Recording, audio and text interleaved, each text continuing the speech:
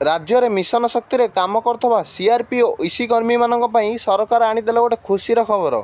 CRP और इसी कर्मी मैंने जो बहु दिन आंदोलन करते कि दरमा वृद्धि करा स्थायी नियुक्ति दि जाऊ एवं बकेया दरमा दि जाऊ ता उपरे सरकार करने को जाऊँ बड़ घोषणा। तेज कौन रही संपूर्ण खबर जानापी भिडियोटी को शेष पर्यंत देखूँ और चैनल टी नुआ कर आसते चैनल टी लाइक सब्सक्राइब करने पाखे बेल आइकन टी ऑल सेट कर दिंतु। दर्शक बंधु मिशन शक्ति रे काम करथबा सीआरपी और इसी दीदी मानक पई एबे आसीला गोटे खुशीर खबर।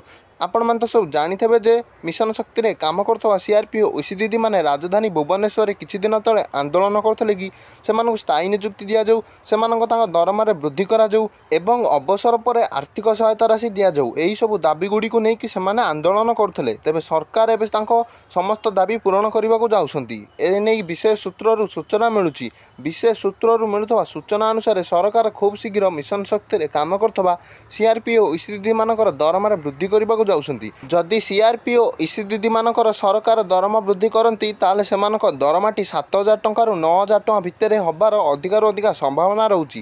ताहा सहित सेमानकु स्थायी नियुक्ति मध्य मिलिबार अधिकारु अधिका संभावना रहुची एवं सेमानकु अवसर पर पेंशन दबाकु मध्य सरकार चिंता करुछंती बोली विशेष सूत्ररु खबर मिलुची। तबे सरकार याकु खूब शीघ्र पूरण करने को जाउछंती एनै सूचना आसुची। तबे या थला आजर खबरटी भिडियोटी भल लागिले भिडियोटी को लाइक टे करंतु, चैनल टी को सब्सक्राइब टे करि दियंतु।